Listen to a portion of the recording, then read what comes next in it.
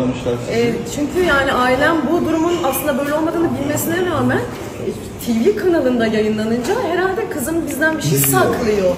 Bizi üzmemek için diyerek ekstra endişeleniyor ve arıyorlar. Ben kalabalık bir aileye sahibim. Dolayısıyla herkes bir panik oldu. Merhaba arkadaşlar, yepyeni haberlerle karşınızdayız. Birsen Altuntaş dava sürpriziyle gündem oldu.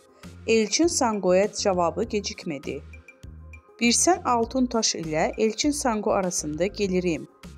Dizi sektöründe yaşanan tekelleşme iddiaları hakkında yaptığı açıklamalarıyla gündeme gelen Birsen Altuntaş, Elçin Sango'ya dava açtı. İkili arasında yaşanan atışmalardan sonra Elçin Sango Birsel Altuntaş'a gerilmişti. Elçin Sango Birsel Altuntaş'a sürpriz yapacağını söyleyerek kavganın fitilini ateşlemişti.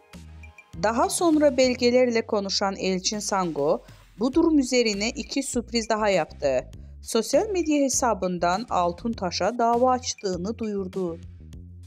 Birsel Altuntaş'tan cevap.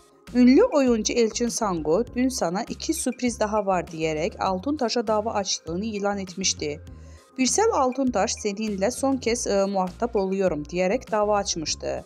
Birsen Altuntaş ise Sango'nun davası karşısında sessiz kalmayarak